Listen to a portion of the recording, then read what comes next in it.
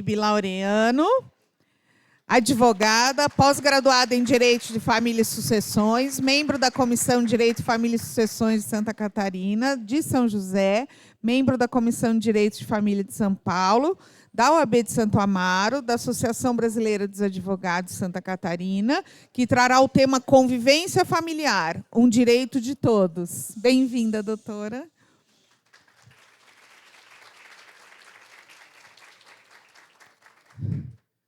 Doutor Alexandre Fante, nosso presidente. Doutora Tere Jaqueline. Doutora Márcia Isis Ferraz. Doutora Fabiana Natali. Doutora Nayara Lourenço. Doutora Maria Cristina Polan. E a nossa querida doutora Priscila Agapito, tabeliando, 29º Notas, membro da nossa comissão, o melhor cartório, o mais bonito e o melhor café, né, Priscila? Bem-vinda de novo.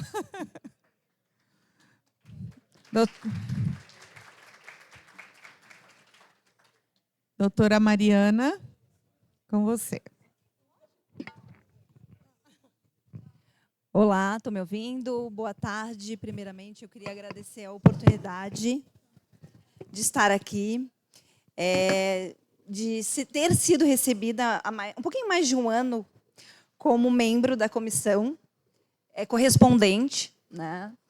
E foi um pouquinho antes de começar a campanha. E aí, a Jaque me apresentou, primeiramente, a imagem. E a imagem, para mim, fez muito sentido. Não só pela atividade que eu exerço, mas por ser mãe de 3, por ter me divorciado e casado novamente. Inclusive, ano passado eu vim fazer palestra na Ítalo, foi sobre contrato de namoro. Agora eu vou ter que falar sobre casamento, porque eu resolvi casar. Então, o que acontece? A gente muda, a gente tem oportunidade de continuar.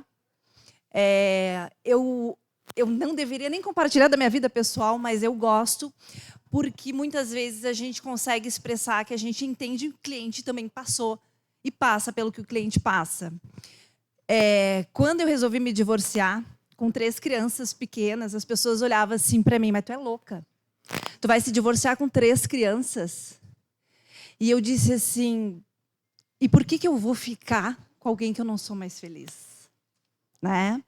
Nós temos que ter e nos dar a oportunidade de entender que a gente não tem que viver padrões sociais.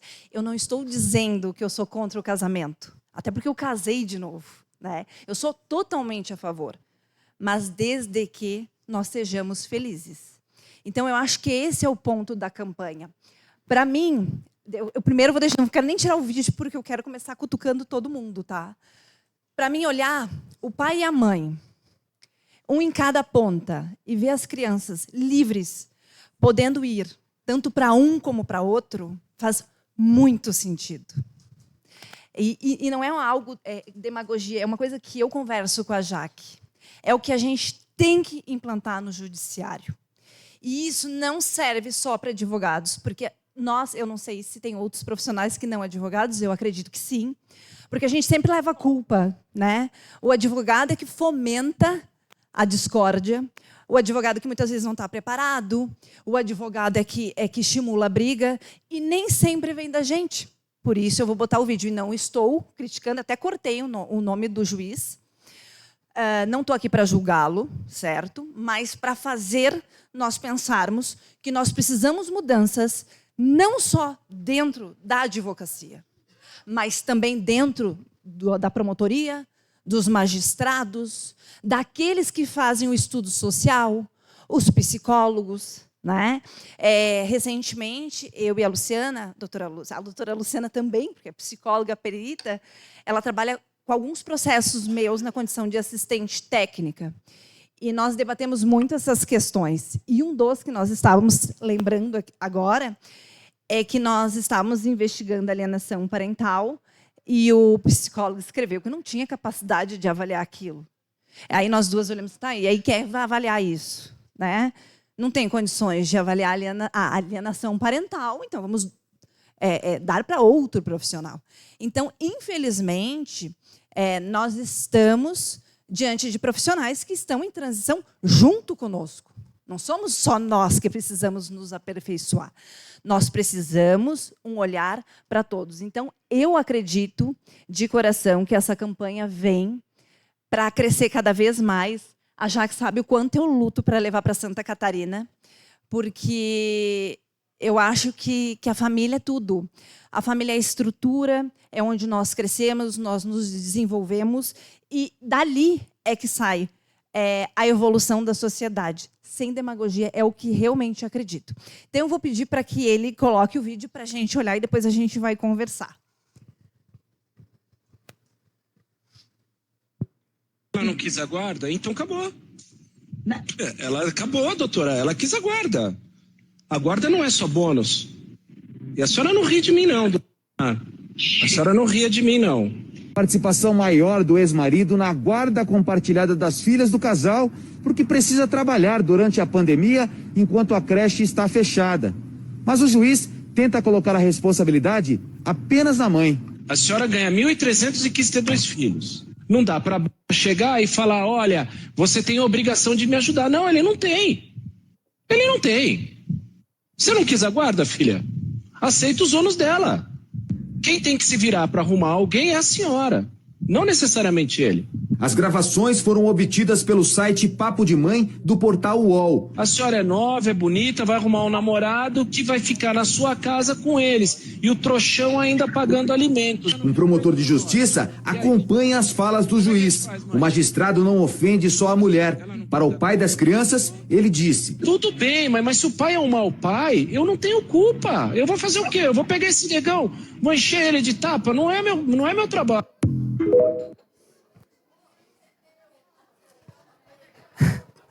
Eu ia botar no final, mas eu resolvi colocar no início para fazer a gente olhar, para a gente pensar.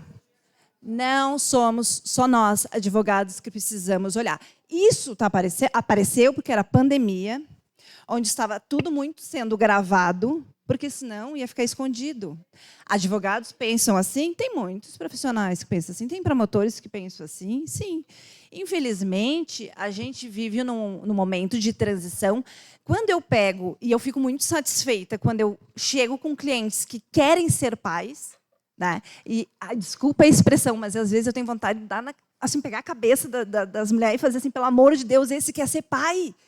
Permite, né? Porque dá raiva, porque o número ainda é muito pouco de pais querendo ser pais, que querem dar o melhor, que não se portem custear, que não se portem auxiliar, e às vezes, por birra, a mãe não permite isso. Esse tipo de pai, quando chega para mim, eu digo assim, infelizmente, vocês pegaram um período de transição, onde nós todos estamos evoluindo, inclusive o Poder Judiciário, que está deixando de lado, ainda existe muito forte, aquela concepção que o filho é da mãe. Na verdade, o filho não é nem da mãe, nem do pai. O filho é do mundo, né? Por isso que muita gente se frustra quando eles começam a crescer. E quem é mãe aqui ou tem contato com criança sabe que isso passa muito rápido. A gente tem o bebezinho no colo, obviamente, biologicamente, no começo, eles precisam, né, da mãe para amamentar, para a questão dos laços maternos. Isso não tem como fugir, né? Mas já foi provado, os psicólogos falam isso, quem conhece um pouco da constelação entende o quanto é importante a convivência de ambos os genitores. As consequências, por falta deles, são gigantescas. Estudiosos falam não só da questão do próprio relacionamento entre pessoas, mas no seu trabalho, no progresso financeiro, e isso tudo acaba refletindo. Então, hoje, eu vim fazer um link da importância... Onde é que eu passo aqui? Peraí. É esse aqui? Não. O problema é a pecinha da frente. Estou na esquerda, direita, já tentei todos, ó. Espaço.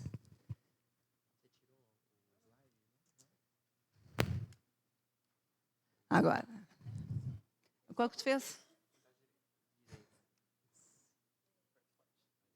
Tá, então tá. Então, eu comecei com tudo isso, com um vídeo, para que a gente possa entender como a gente tem que refletir no judiciário, como nós temos que ter uma nova visão e que vai em total encontro à campanha que nós temos. A convivência. Mas, para a gente chegar lá, a gente precisa fazer um link. Vários pontos. O primeiro, a questão do olhar que nós temos hoje com a criança. A criança ela não era vista como um ser em desenvolvimento, de direitos, com poder de estar se expressando, de ser ouvida. Né? Se nós pararmos e pensar na história, isso até é recente. Então, a partir do momento que nós temos links como esses, nós começamos a falar em evolução. A questão do que foi falado aqui, de nós termos o direito à busca da felicidade, a quebrar padrões onde a família margarina, que é uma expressão que eu sempre utilizo, é linda, é maravilhosa, muitas vezes é o nosso ideal, mas, infelizmente, não serve para todos e está tudo bem. E a gente tem que entender o que serve para mim não serve para o outro. Essa é a verdadeira felicidade. O meu filho, quando eu me separei, ele perguntou assim para mim, por que tu não esperou mais que a gente crescesse, porque eles eram muito pequenininhos, para se divorciar? E eu respondi, meu filho, tu querias que a gente ficasse brigando, ficasse triste? E o pai deles já tinha uma outra namorada. Eu falei assim, mas olha só, tem a tia, tem não sei quem, não sei quem. E comecei a listar o número de pessoas que ele estava convivendo e que antes ele não convivia. Eu disse, meu filho, agora você tem até mais amor. Nunca mais me perguntou. É nós sabermos, quando nós nos divorciamos, nos separamos, passar isso com tranquilidade para a criança. Eu sei que não é fácil. A gente vive um luto. Né? Eu acho que estranho seria não vivermos. E a doutora Luciana vai nos confirmar, porque ela fala muito dessa transição, né, doutora Luciana, do luto, que todos nós vivemos, mesmo quando é uma escolha nossa. Mas nós precisamos entender que nós não podemos confundir as relações. O que se termina é o casal, são os genitores. Mas os filhos precisam ser olhados, eles não têm culpa. E aí, a partir do momento que a gente começa... Passei demais aqui. Aí eu trouxe alguns princípios que eu não enxergo nada. Eu vou ter que virar aqui, tá, gente? Tem alguns princípios que vão ao norte daquilo que a gente está trazendo. Princípio da afetividade, que são coisas novas no direito de família. Não era trazido isso, né? O princípio da solidariedade familiar, o princípio da função social da família, considerando que é dali que se dá o norte para o progresso da humanidade, né? O princípio da plena proteção da criança e do adolescente, para quem advoga, é o que mais a gente diz, pelo princípio da proteção da criança, quando a gente quer alguma coisa.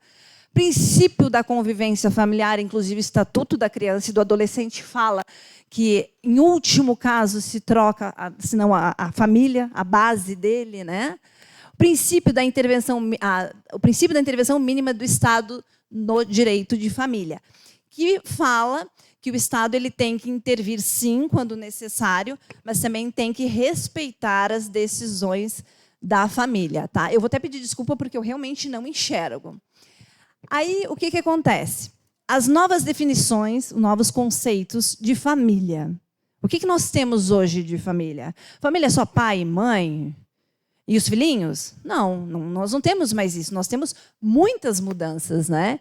E aí é interessante que, se nós formos pesquisar, nós temos a Lei Maria da Penha, no artigo 5º, inciso 1 e 2, que ele fala como espaço de convívio permanente de pessoas, com ou sem vínculo familiar, inclusive as esporadicamente agregadas.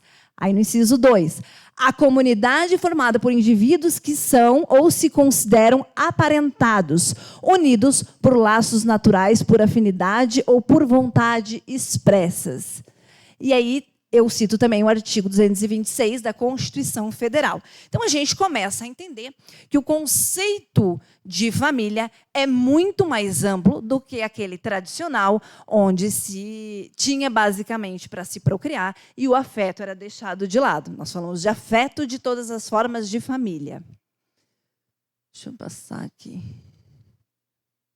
Deixa eu ver se eu não passei demais aqui. Não. No artigo 25 do ECA, tá, foi incluído o parágrafo único, trazendo o seguinte: entende-se por família extensa ou ampliada aquela que se estende para além das unidades pais e filhos, ou da unidade do casal, formada por parentes próximos com os quais as crianças ou adolescentes convivem e mantêm vínculo de afinidade e afetividade. Olha, nós falando de novo de afetividade, tá? Aí eu citei rapidamente os tipos de família que alguns doutrinadores conceitam. Tem o Júlio César, esse eu peguei do doutrinador Júlio César Sanches, que ele fala da família matrimonial, que é aquela que a gente conhece, família informal, formada pela união estável, a monoparental, um dos pais e seus descendentes, a anaparental, formada por irmãos, família unipessoal, formada por uma só pessoa, a reconstruída e a mosaica, que é muito comum, onde as pessoas se separam e formam novas famílias. A família simultânea e paralela, que o doutor Rodrigo nos falou, e a eudemonista, formada pelo afeto. Inclusive, ele cita exemplos de grupos de amigos. Há divergências, ele deixa bem claro que é dinâmico, é divergente, é polêmico, esses tipos de definições. E lembrando que aqui não se faz distinção de serem do mesmo gênero ou não, tá? Passado isso, e atendendo um pedido da Jaque, que eu fiz o link dos tipos de guarda. Porque, obviamente, a partir do momento que vem o divórcio, vem a alteração nas relações, nós também temos modalidades de guarda diferentes, né? E uma coisa que a Jaque disse assim, Mariana, explica bem a questão da guarda compartilhada e alternada. Porque ainda muitos profissionais confundem isso. E aí acharam até que Santa Catarina aceitava a alternada, né, Jaque? Eu falei, não, nós estamos na mesma sintonia que São Paulo, né? Enfim, a guarda unilateral é aquela que a gente já conhece, onde, basicamente, quem detém ali a direção da criança, da vida da criança, é a mãe ou o pai com aquele que for fixado. A guarda compartilhada, ela não é alternada. A guarda compartilhada, a gente compartilha e exerce ali o poder de estar decidindo sobre a vida dos filhos. Isso não quer dizer que ele vai ficar uma semana com um, ou uma semana com outro, 15 dias com um, 15 dias com outro. Essa é alternada e é uma construção doutrinária. A lei, ela fala da unilateral, tá? E da compartilhada. A maioria dos juízes, e eu até concordo, né? Quem tem convívio com criança consegue entender isso, que é complicada a alternada. Quem sabe um dia a gente... Na verdade, a compartilhada também é. Ontem, em mais um caso, eu e a doutora Luciana, a gente até começou a divergir, aspas, né? Ela fez um laudo e a mãe quer porque quer uma guarda unilateral. E ela disse assim, não, eu não posso colocar, Mariana, a guarda unilateral que ela quer. Aí eu peguei e falei assim, olha, eu também sou a favor da guarda compartilhada, mas às vezes fica muito complicado, e aí eu não estou indo nem para um lado nem para o outro, é para que a gente pense juntos, tá? Que às vezes a gente vê, a maioria dos casos, a genitora sobrecarregada, fazendo tudo, né? Tem exceções, tem pais muito bons, e eu, graças a Deus, pego muito pais querendo ser pais efetivamente. E aí começa assim, esses dias eu dei um esporro num colega meu, tá? Um colega não, desculpa, um cliente. Ele estava me dizendo que tinha guarda compartilhada e queria reclamar por causa de uma garrafa d'água. Sexta-feira à noite. Eu falei assim, não, para de ser chato. Eu respondi bem assim, porque eu já tinha intimidade, porque ele já é cliente meu há anos, porque ele se divorcia e casa de novo, divorcia e casa de novo. E aí eu peguei assim, olha, tu para de ser chato, vai arranjar alguma coisa para fazer e eu não vou ficar, eu não me recuso a falar com ela por causa de uma garrafa d'água. Compra outro. Compra do R$1,99, que seja, mas eu não vou arranjar rolo por isso. O que acontece muitas vezes? Eu acho que o objetivo é a gente ter a guarda compartilhada, para que ambos participem, para evitar alienação parental, para que o filho possa ter um contato maior com ambos os genitores. Afinal, segundo a constelação, para quem conhece um pouco, nós somos 50-50. Né? E, bem ou mal, se eu não me filio a essa linha, nós sabemos que, biologicamente, né, nós temos um pouquinho de cada. Então, só isso basta. Mesmo que não biologicamente, aquele adotado também tem o laço dos dois. Então, por que eu estou falando isso? Porque, às vezes, também a compartilhada é difícil. Porque é utilizado para desvirtuar. Lógico, nós estamos num processo de educação. Como eu falei quando eu disse ali para o meu cliente, infelizmente, vocês estão num processo que o judiciário está aprendendo, eles também estão aprendendo, o pai, né? E nós também estamos aprendendo. Semana passada, eu participei de um podcast que é da campanha Mentalidade Materna Importa. Tá? É uma campanha nacional, onde a gente começou a falar um pouquinho mais do olhar para a mãe, como é importante, no qual muitas vezes a gente fica sobrecarregada e acha que somos mulheres maravilhas e ninguém olha para a gente. E aí eu lembro que eu falei assim, pois é, só que às vezes, por a gente vestir essa coisa de mulher maravilha, a gente também não permite que o outro faça a sua parte. E prejudica a criança, né? E a psicóloga que estava comigo falou assim, é aquela coisa de eu dou conta, eu vou perder o amor.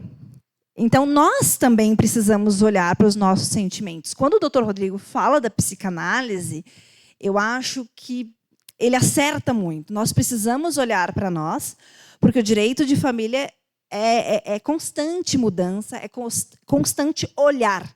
Nós somos seres humanos, nós erramos, com toda certeza, mas a gente tem que olhar para frente, evoluir. Então, a partir dessa linha...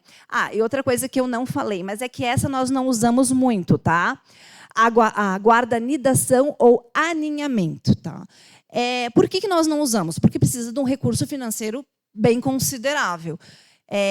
Os genitores, eles mantêm um lar onde as crianças não saem, e quem sai são os genitores. Então, nós estamos falando de um sustento de 3 casas. Então, no Brasil, eu acredito que seja um pouco utopia, né? É muito bonito, a criança não sai do habitat dela, né? Tá ali no cantinho. Só que, questão econômica, eu acredito que a grande realidade no Brasil é inviável. Então, essas são os outros tipos de guarda, né? Não necessariamente a convivência com o filho. No artigo 1583, compreende-se como... Esse aqui, na verdade, eu só botei para vocês, eu não vou ficar lendo, para vocês só ratificarem que a lei ela fala da guarda compartilhada e a unilateral. Tá? Só demonstrando realmente que a alternada é uma construção jurisprudencial. Esses dias eu ouvi um colega falando assim, não, mas não é aceito de nenhuma forma a guarda alternada. Pelo menos em Santa Catarina, o que acontece? Se eu for pedir, o Ministério Público impugna, o juiz impugna, porque a criança tem uma rotina e ela vai, consequentemente, não tem como seguir 100%. Só que, muitas vezes, quando vai de uma forma consensual, onde a gente delimita que há possibilidade, muitas vezes até pela necessidade. Eu tenho um caso que o funcionário, o pai é funcionário do Ministério Público e ela do TRE. E, por causa da dinâmica da vida, eles conseguiram conciliar e fazer uma tabelinha. Mas eles conseguiram, e está tudo certo. Se o Ministério Público der um ok e verificar que eles conseguiram atingir esse ideal, não há por que ele não homologar. Existem casos do MP, e ele pode fazer isso, barrar e o juiz dar ou não, existe. Mas a alternada, eu costumo ver apenas, não vi nenhuma na luta, geralmente é compartilhada a residência fixa com mãe ou pai e delimitando a forma de convivência. Semana passada, nós estávamos num congresso que nós ouvimos o Rolf Madaleno e, na verdade, ele só repetiu o que a gente discursa, né? A guarda compartilhada, infelizmente, ela ainda é uma utopia, né? Na prática, ela é unilateral e se fixa a convivência. Eu tenho muitas brigas e eu tenho colocado, inclusive, as figurinhas aqui da campanha dentro das minhas petições, onde os juízes dizem que convivência, ele bota 2 dias a cada 15 dias, em decisões assim, ou uma de sábado a domingo e uma vez por semana, o que daí, no máximo, 6 dias no mês. E eu escrevo em caixa alta e coloco, excelência, aonde está a convivência de 30 dias em 6 para um pai? Como é que eu mantenho os laços? Como é que eu passo essa ideia de que a família continua, de que o pai continua sendo pai, vendo 6. A maioria dos juízes, muitas vezes, para não ter trabalho, os desembargadores acabam ratificando o primeiro grau, mas tem, sim, decisões que eu acho que tem uma luz ali que o desembargador, o assessor, geralmente, resolve olhar e diz assim, não, realmente, nós precisamos olhar para esse pai. Mas, se nós formos parar para pensar, é muito pouco ainda. Né? Nós estamos ainda caminhando nessa tentativa de manter a convivência de uma forma equilibrada. Inclusive, o próprio Código Civil fala de equilibrada, mas ele deixa uma brecha ali, porque ele fala da questão do interesse da criança. Geralmente, a criança tem uma rotina e não tem como dividir exatamente. Né? Porque, muitas vezes, a outra parte, mas como que é compartilhado? Então, vamos dividir isso, confundindo novamente com a alternada. A maioria das vezes não tem como equilibrar isso em virtude dos próprios costumes de cada um. A criança tem escola, enfim.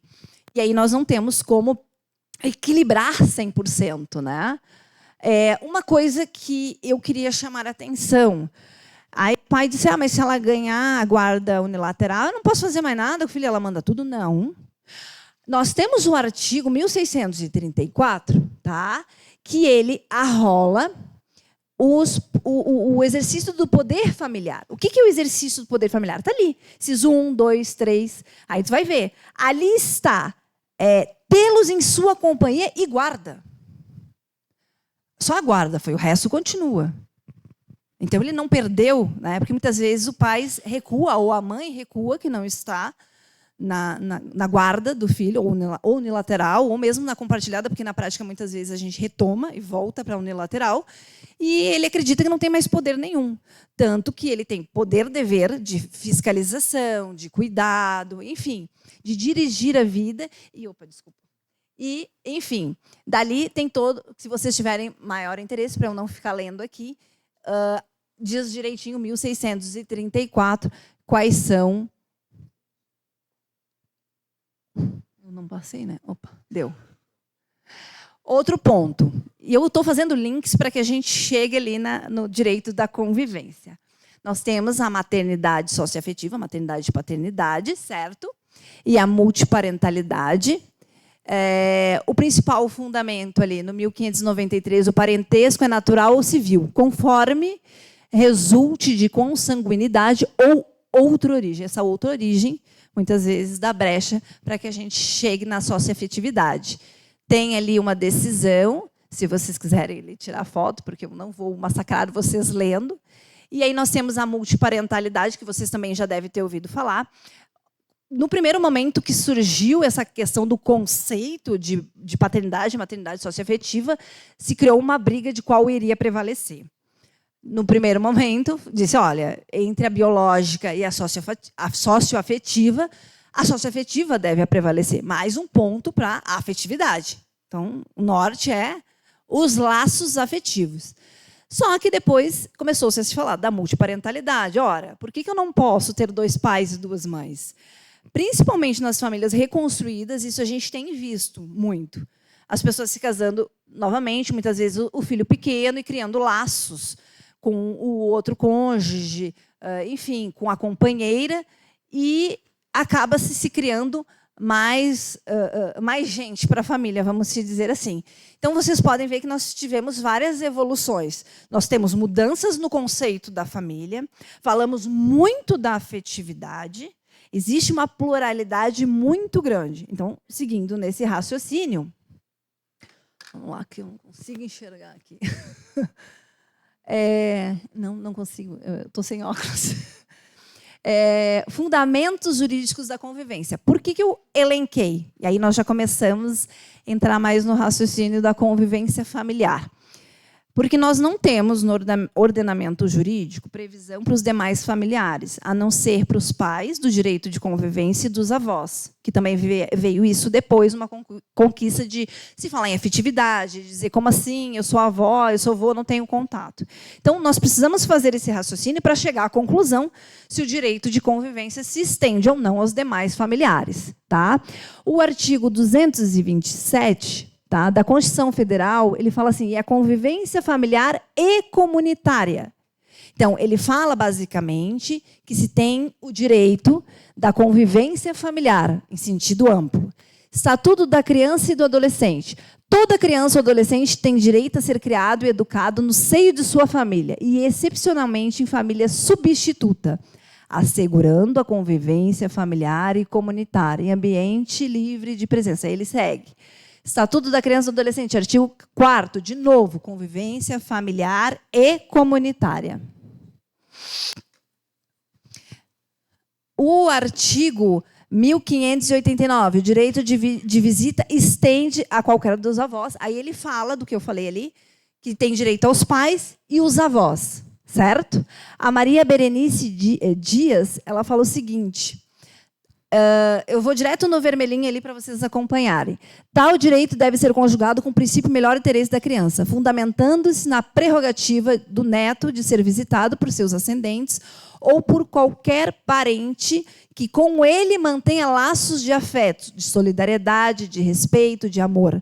A criança tem o direito de personalidade ser visitado não só pelos avós, como também pelos bisavós, irmãos, tios, primos, padrinhos, madrinha. Enfim, toda e qualquer pessoa que tenha afeto. Né? Vamos lá. Então, é o seguinte, diante deste raciocínio, o que nós temos que ter em mente? O direito de conviver com aquele que foi criado, os laços familiares, é da criança, não é do pai e da mãe. Ah, eu me separei, eu não vou deixar mais... Então, não tem que deixar nada. É o direito da criança. A gente apenas está representando ou assistindo, dependendo da idade dele. Então, nós temos que ter em mente que, quando a criança sai do nosso ventre, ele não está ali junto com a gente, ele é separado, ele é um ser, é um indivíduo que tem que ser olhado como ser único. Então, ele vai lá, cria laços com a avó, com o avô, com o tio, com a madrasta... e simplesmente se divorciou, agora vai cada um para um lado? Não, tudo bem, mãe, tudo bem, pai. Vocês se separaram, vocês façam isso, mas por que a criança tem que conviver, tem que fazer isso? Existe um afeto ali. Né? É o princípio do melhor interesse da criança, todos aqueles princípios que a gente trouxe, da função social, agora a gente está usando aqui. E aí, só para encerrar, assim, eu trouxe que existe um projeto, isso é recente, tá? Ele tramita na lei, é um projeto de lei 4523 na Câmara dos Deputados, que pretende inserir esse direito também para as madrastas, tios e madrastas e demais familiares. Então, muito provavelmente... Dá. Eu estou me contorcendo aqui, né? Muito provavelmente, nós seguimos numa linha em que, tão logo, eles vão estar pedindo o direito de convivência. Eu estava fazendo um simpósio com o procurador do município do interior de Santa Catarina. E aí, quando a gente estava conversando, eu digo, olha, com toda certeza nós vamos ter outros inúmeros problemas, porque aquela madrasta que não quis se separar vai utilizar isso para manter o vínculo com o pai. Vai, mas a criança não tem culpa. Aí nós vamos simplesmente encerrar os laços, porque os adultos resolveram tomar outra linha, outra direção. Então, assim, eu acredito que esse tema de convivência tem muito pano para manga. Nós caminhamos, sim, para uma direção onde vai se ampliar esse direito, não vai ficar só nos avós. Nós já temos decisões nesse sentido. Inclusive, eu vi decisões que madrasta ficou com a guarda e não a mãe. Até porque nós temos o fundamento da maternidade ou a paternidade socioafetiva, mas eu posso ser madrasta e não querer ser mãe afetiva, pai afetivo. Eu não sou obrigada. Né? Aí é um outro tema que a gente não vai se estender.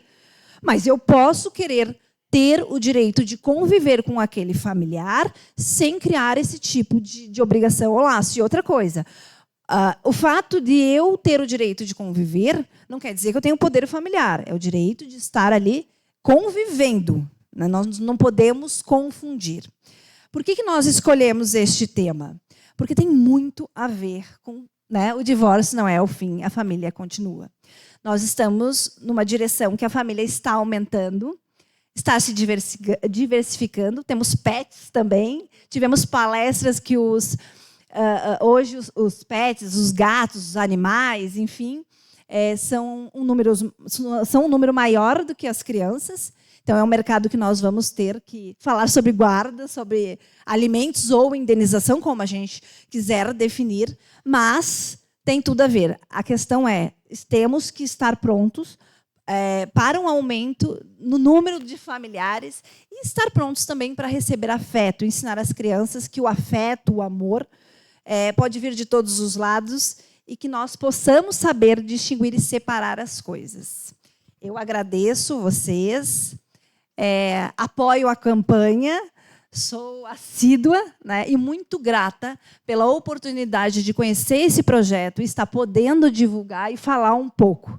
Eu sou apaixonada, a Jaque sabe o quanto me toca, e muito, muito, muito, muito obrigada por vocês me ouvirem e eu poder aprender e também contribuir um pouco. Muito obrigada.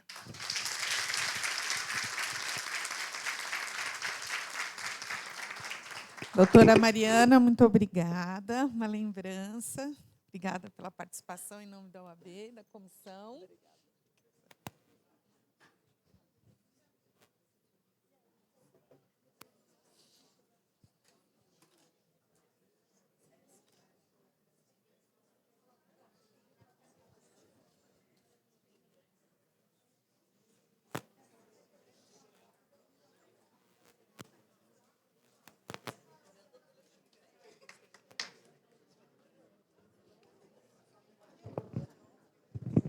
Queremos agradecer também a presença da nossa tabeliã preferida, membro da nossa comissão, que eu sou suspeita em falar, né?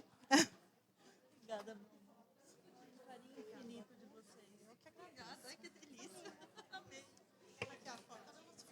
Nosso fotógrafo de novo. O nosso fotógrafo. Aqui, ó. Aqui, fotógrafo.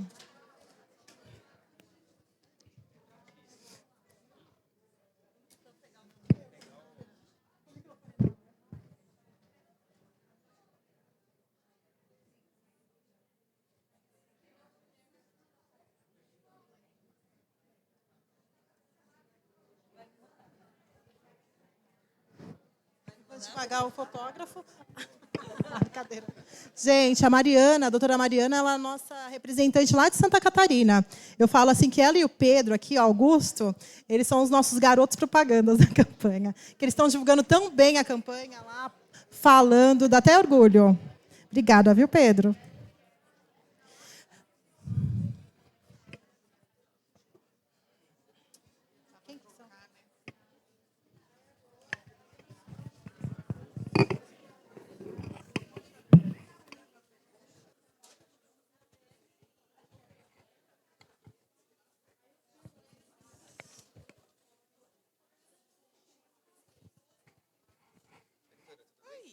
Deixar com a senhora já? Ah, tá. É pro sorteio, né? Tá bom. Aí a urna tá embaixo. Tá aqui. Aí o número sorteado é o que tá aqui ao lado. Assim, aqui, né? Isso. Sim, tá bom?